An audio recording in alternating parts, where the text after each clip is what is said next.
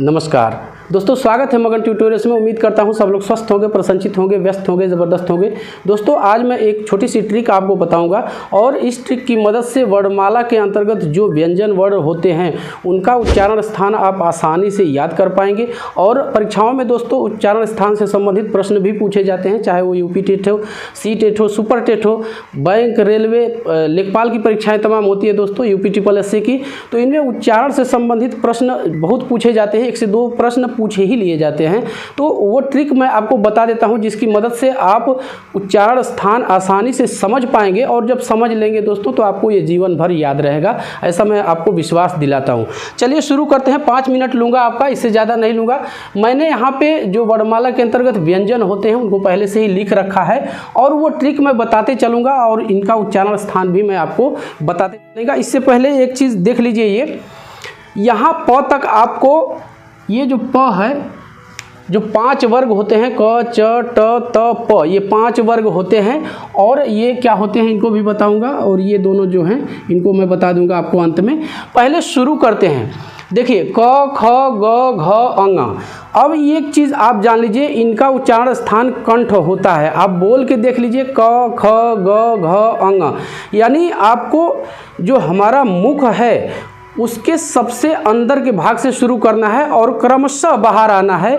ठीक इसी प्रकार से जैसे जैसे आप आगे बढ़ेंगे, मुख के सबसे अंदर के भाग से लेकर के सबसे बाहर के भाग तक ये सारे इनके उच्चारण स्थान आपको मिल जाएंगे। क वर्ग का है तो इसका कंठ होता है दोस्तों, कंठ या कंठ लिखता है, आप जो भी समझ लीजिए, इसका उच्चारण स्थान कंठ होता है। क, ख, ग, घ, अंग, तो इसका कंठ हो गया। इसके बाद आप दूसरे पे आइए, च, छ, ज, झ, इया। अब एक चीज़ देखिए, कंठ से जब आप थोड़ा सा बाहर की तरफ आएंगे तो तालु होता है, जो मुख का ऊपरी छत होता है उसको हम तालु कहते हैं।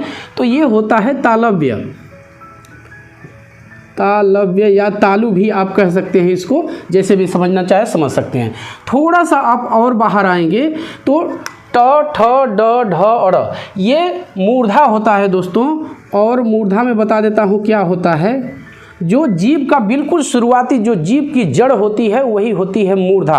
तो समझ गए होंगे, पहले अंदर कंठ, थोड़ा सा बाहर आएंगे मुख का ऊपरी छत तालु, और इसके बाद तीसरे नंबर पे आप आएंगे तो मूर्धा, जो जीभ का शुरुआती भाग होता है। इसके बाद ये देख लीजिए, त, थ, द, ध, न, इसका उच्चारण स्थान क्या होगा। इससे थोड़ा सा और बाहर आइए तो आपको दंत मिल जाएगा। इनका उच्चारण होता है स्थान दोस्तों दंत। तो ये हो गया।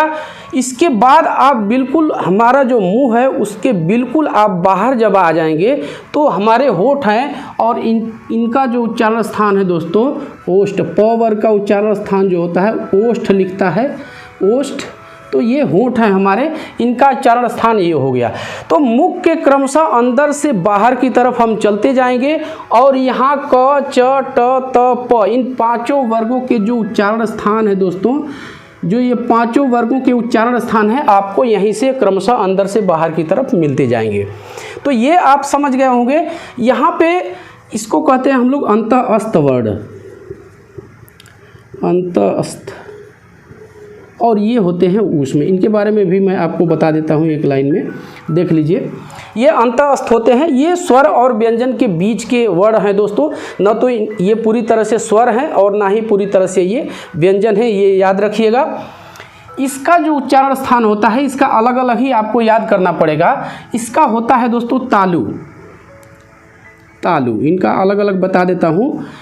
र और ल का, इनका दोनों आप याद कर लीजिए दंत मूल, दंत मूल।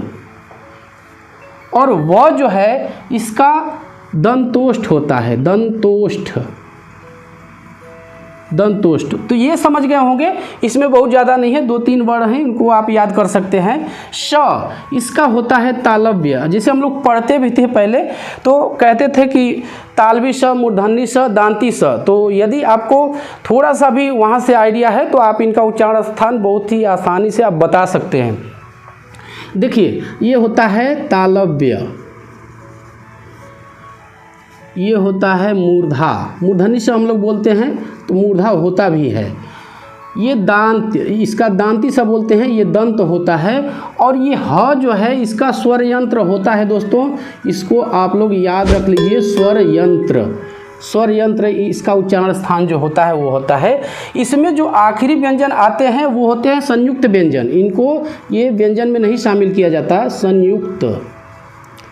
संयुक्त व्यंजन ये होते हैं, इनको भी मैं लिख देता हूँ, क्ष, त्र, ज्ञ और श्र, ये संयुक्त व्यंजन है, तो इनको भी आप याद कर लीजिए। अब चूंकि इनमें कई व्यंजन मिले होते हैं, संयुक्त का मतलब ही हो गया कि कई सारे व्यंजन ये मिला के बना होता है, तो इनका उच्चारण स्थान आप कुछ बता नहीं सकते। तो यही था दोस्तों आज की इस वीडियो में। उम्मीद करता हूँ कि आपको ये वीडियो पसंद आई होगी।